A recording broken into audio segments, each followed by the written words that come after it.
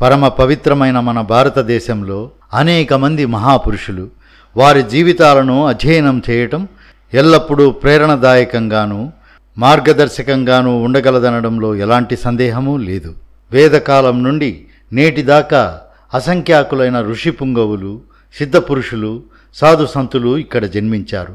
అట్టి మహాపురుషుల్లో శ్రీ రమణ మహర్షి ఒకరు. రమణ మహర్షి డిసెంబర్ 30, 1879 సంవత్సరంలో తమిళనాడులోని మదురైకి 48 కిలోమీటర్ల దూరంలో తిరుచ్చూలి అనే గ్రామంలో జన్మించారు. తిరుచ్చూలి గ్రామంలో ఒక వీధిలో దేవాలయానికి ఈశాన్యంగా ఉన్న ఒక ఇంట్లో సుందరం అయ్యర్, అళగమ్మాళ్ అనే దంపతులు కాపురం ఉండేవారు. ఆ దంపతులు ఇద్దరు భగవద్భక్తి, దయాగుణం కలిగి ఆదర్శంగా జీవిస్తూ ఉండేవారు. వారి సంతానం 3 కుమారులు, 1 కుమార్తె. వారిలో వెంకట్రామన్ అనగా శ్రీ రమణ మహర్షి బాల్యనామం, 2వవాడు. వెంకట్రామన్ పుట్టిన రోజున ఆ ఊరి దేవాలయంలో ఆర్ద్రా దర్శనోత్సవం జరుగుతోంది. వెంకట్రామన్ బాల్యంలో విశేషంగా చెప్పుకోదగిన సంఘటనలేమీ లేవు. మిగతా పిల్లల్లాగే వెంకట్రామన్ బడికి వెళుతూ చదువుకునేవాడు. వెంకట్రామన్కు 12 ఏళ్లు నిండే నాటికి అతని తండ్రి సుందరం అయ్యర్ మరణించాడు.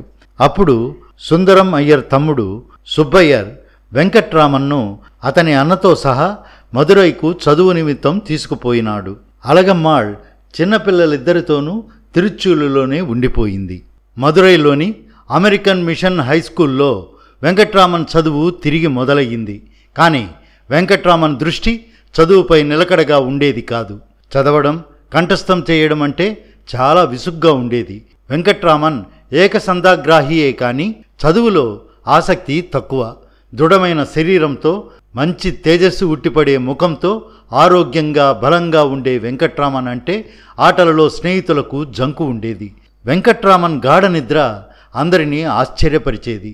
నిద్రిస్తున్నప్పుడు గట్టిగా బాదినా అతడు ఉలుకు పలుకు లేకుండా ఉండేవాడు. నిద్రిస్తున్న వాణ్ణి ఎత్తుకుని పోయి ఎక్కడైనా దూరంగా పడేసినా మేలుకునేవాడు కాదు. అందుకే మిత్రులందరూ అతన్ని నిద్రలో అపర కుంభకర్ణుడు అనేవారు. ఆ తరువాత వెంకట్రామన్కు 16 ఏళ్లు వచ్చాయి. అప్పుడు ఆయన 5th ఫామ్ చదువుతున్నాడు. ఒకనాడు 10 గంటలకు బడికి పోతుండగా బంధువు ఒక ఆయన వెంకట్రామన్కు ఎదురయ్యాడు. వెంకట్రామన్ ఎక్కడి నుండి వస్తున్నారు అని అడిగాడు.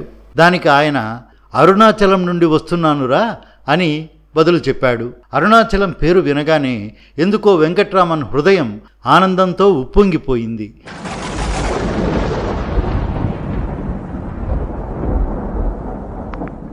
అతనిలోకి ఏదో ఒక సమ్మోహన శక్తి ప్రసరించినట్లయింది. ఏమిటి, అరుణాచలమా? అది ఎక్కడ ఉంది అని అడిగాడు ఆ బంధువుని. ఆ బంధువు, ఏమిరా, తిరువన్నామలై పేరు ఎప్పుడూ వినలేదా? అదేరా అరుణాచలం అని చెప్పాడు. అరుణాచలం నామం విన్న వెంటనే తనకెందుకు ఇంతటి ఆవేశం కలుగుతుందో వెంకట్రామన్కు అర్థం కాలేదు. అయినా ఆ విషయం మరుగున పడిపోయింది. 1-2 నెలలు గడిచాయి. ఒకనాడు వెంకట్రామన్కు పెరియ పురాణం అంటే తమిళ భాషలోని శివభక్తుల చరిత్ర కంటబడింది. వెంకట్రామన్ దానిని చదవడం మొదలుపెట్టాడు. చదవగా అతనిలోకి శివభక్తుల చరిత్రలు అతని మనస్సుపై చెరగని ముద్ర వేశాయి.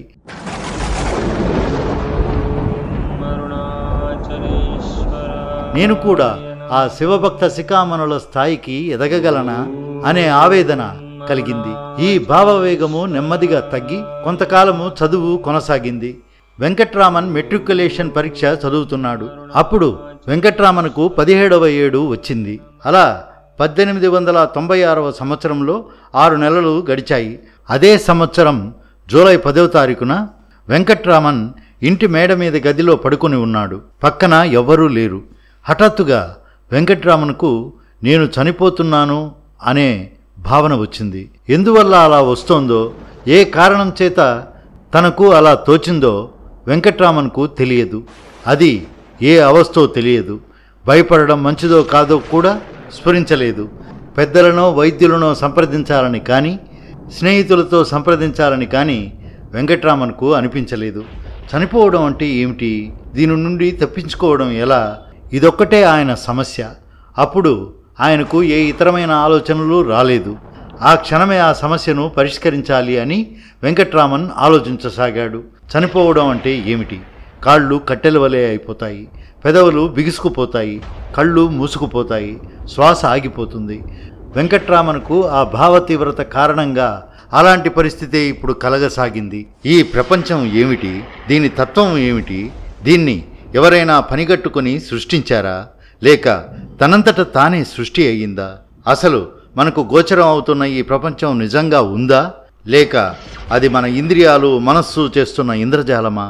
అసలు మానవ జీవితానికి ఒక లక్ష్యం, అర్థం ఉన్నాయా? నేనెవరిని? ఎక్కడి నుండి ఈ లోకానికి వచ్చాను? ఇక్కడి నుండి ఎక్కడికి పోతాను? జననానికి ముందు నేను ఉన్నానా? మరణానంతరం నేను ఉంటానా? ఇంతకీ నాలోని ఈ నేను ఎవరు? మానవుడు స్వతంత్రుడా, అస్వతంత్రుడా? అతడికి స్వయం నిర్ణయాధికార స్వేచ్ఛ ఉందా? అంటే దట్ మీన్స్ ఫ్రీ విల్ ఉందా? మానవులు జన్మిస్తారు, పెరిగి పెద్దవారవుతారు, ఏదో వృత్తి వ్యాపారాలు చేపడతారు, పెళ్లి చేసుకుంటారు, పిల్లల్ని కంటారు, డబ్బులు గడిస్తారు, సుఖదుఖాలు అనుభవిస్తూ జీవితం గడుపుతారు, వ్యాధులతోనో వృద్ధాప్యంతోనో మరణిస్తారు. ప్రతి ప్రాణికి, ప్రతి మనిషికి ఈ జనన జీవన మరణ చక్ర క్రమం అనివార్యం. ఇంతేనా మానవ జీవితం, లేక ఇంతకంటే పరమార్థం ఏదైనా ఉందా? అంటే ఒకవేళ అది ఉంటే అదేమిటి? ఇన్ని మౌఖిక ప్రశ్నలు, ఇవన్నీ ఆ క్షణంలో వెంకట్రామన్కు స్ఫురించాయి. కాళ్ళు కట్టివారిపోయాయి, పెదవులు బిగుసుకుని పోయి, కళ్ళు మూసుకుని పోయాయి, శ్వాస ఆగిపోయింది. అయినా స్మృతి మాత్రం పోలేదు. అంతా స్పష్టంగా స్ఫురిస్తూనే ఉంది. ఇంద్రియాలు పనిచేయడం లేదు, కానీ దృష్టి అంతర్ముఖమయ్యింది. వెంకట్రామన్ ఇలా అనుకున్నాడు: ఈ దేహం మరణించినా నేను అనే స్మృతి పోదు. నా వ్యక్తిత్వం స్పష్టంగానే తెలుస్తూ ఉంది. ఈ శరీరాన్ని శ్మశానంలో తగులబెట్టి బూడిద చేసిన నేను అనేవాణ్ణి నశించను. ఎందుకంటే నేను ఈ శరీరం కాను గనుక. శరీరం జడము, దీనికి జ్ఞానం లేదు. నేను జ్ఞానం కలిగిన వాణ్ణి. కాబట్టి మరణం ఈ జడ శరీరానికే, కానీ నేను అనేది నశించనట్టిది. శాశ్వతమైన తత్వము ఇదే చైతన్యము.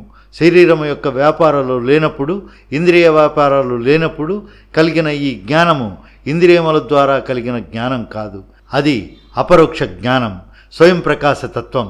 ఇలా ఒక్క క్షణంలో మెరుపు మెరిసినట్లు వెంకట్రామన్కు ఒక కొత్త బోధ కలిగింది. ఆత్మ సాక్షాత్కారం సిద్ధించింది. నిజానికి ఆత్మ సాక్షాత్కారం సంవత్సరాల తరబడి తపస్సు చేస్తే కానీ లభించదు. ఆ తపస్సులో ఆకలి దప్పులను, నిద్రను వదులుకోవలసి వస్తుంది. శరీరాన్ని కృషింపజేయవలసి వస్తుంది. కానీ వెంకట్రామన్కు ఈ కష్టమేమీ లేకుండానే అట్టి జ్ఞానస్థితి ప్రాప్తించింది. అతనికిప్పుడు చావంటే భయం పోయింది. ఇప్పుడిక వెంకట్రామన్కు బడిలో చదువు, బంధుమిత్రులతో సంబంధ బాంధవ్యాలు ఇవన్నీ అల్పమైన విషయాలుగా కనిపించడం ప్రారంభించాయి. ఇప్పుడు అతను ఎక్కువ సమయం ఏకాంతంగా ధ్యానంలో గడుపుతున్నాడు. అన్నింటా ఉదాసీనంగా ఉంటున్నాడు. తరచూ మీనాక్షి సుందరేశ్వరుల దేవాలయమునకు పోతున్నాడు. ఎప్పుడూ భావోద్రేకంతో ఉంటున్నాడు. చదువు వెనకబడిపోయింది. ఇంట్లో పనులు చేయడం తగ్గిపోయింది. వెంకట్రామన్లో వచ్చిన ఈ మార్పు ఇంట్లో వారి అందరికీ తెలుస్తూనే ఉంది. చివాట్లు, మందలింపులు, ఎత్తిపుడుపులు ఎక్కువైనాయి. ముఖ్యంగా అతని అన్న తమ్ముని స్థితిని కనిపెట్టి తీవ్రంగా నిందించడం మొదలుపెట్టాడు. ఆ విధంగా వెంకట్రామన్ సుమారు 7 వారాలు ఇలా దివ్యమైన అనుభూతి పొందుతున్నాడు. బడిలో పాఠములు చదివేవాడు కాదు. ఇంగ్లీషు వ్యాకరణములు చదువునందున ఒకసారి ఉపాధ్యాయుడు వ్యాకరణ పాఠము నుండి 3 సార్లు చూచివ్రాత వ్రాయమని ఆజ్ఞాపించాడు. వెంకట్రామన్ 2 మార్లు ఎలాగో వ్రాశాడు.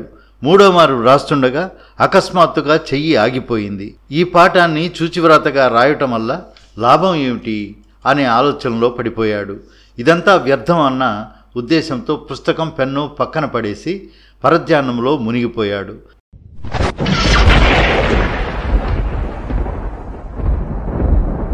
పక్కనే ఉన్న అన్న నాగస్వామి తమ్ముని చేష్టలను కనిపెట్టి చూస్తూనే ఉన్నాడు. ఇక ఓర్చుకోలేకపోయాడు. వెంకట్రామన్తో ఎంతో బాగా రాసేవాడివి, మరి ఎందుకిలా అయ్యావు అని పరుషంగా అన్నాడు. ఎన్నో మార్లు అన్నగారు అలాగే అన్నా ఎందుకో ఇవాళ మాత్రం ఆ మాటలు వెంకట్రామన్ గుండెలను తాకాయి.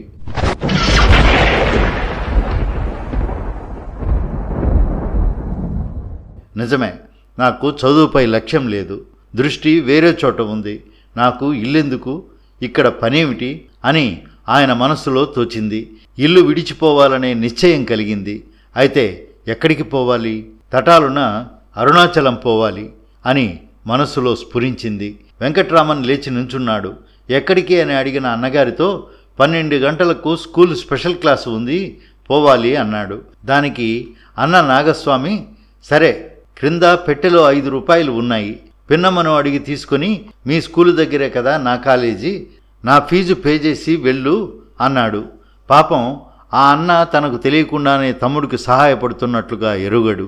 వెంకట్రామన్కైతే ఆ అరుణాచలుడు తనకు సహాయం చేస్తున్నాడు అని తోచింది. వెంకట్రామన్ కిందికి పోయి అన్న చెప్పినట్లుగా డబ్బు తీసుకున్నాడు. తిన్నగా రైల్వే స్టేషన్కి వెళ్ళాడు. వెళ్లే ముందు ఒక ఉత్తరం రాసి ఇంట్లో ఉంచాడు. ఆ ఉత్తరంలో, నేను నా తండ్రిని వెతుకుతూ నా తండ్రి ఆజ్ఞానుసారం ఇక్కడి నుండి బయలుదేరాను. నేను ఓ మంచి పని కోసమే వెళుతున్నాను. ఎవరూ దీని గురించి చింతించనక్కర్లేదు. నన్ను వెదికేందుకు ఏమాత్రమూ డబ్బు ఖర్చు పెట్టకండి. అన్నయ్య, నీ కాలేజీ జీతం కట్టలేదు. 3 రూపాయలు ఇందులో నుండి నేను తీసుకున్నాను. 2 రూపాయలు ఇక్కడే ఉంచాను. ఇట్లు వెంకట్రామన్. స్టేషన్కు ఆ రోజు రైలు ఆలస్యంగానే వచ్చింది. లేకపోతే వెంకట్రామన్కు రైలు అంది ఉండేది కాదు. 2 రూపాయల 13 అణాలు దిండివనం దాకా టిక్కెట్టు కొనుక్కొని రైలు ఎక్కాడు. అతని వద్ద ఇంకా 3 అణాలు మిగిలాయి. వెంకట్రామన్ రైలులో ఎవరితోనూ మాట్లాడకుండా కళ్ళు మూసుకొని నిశ్చలమైనటువంటి ధ్యానంలో కూర్చున్నాడు. రైలు కదిలింది.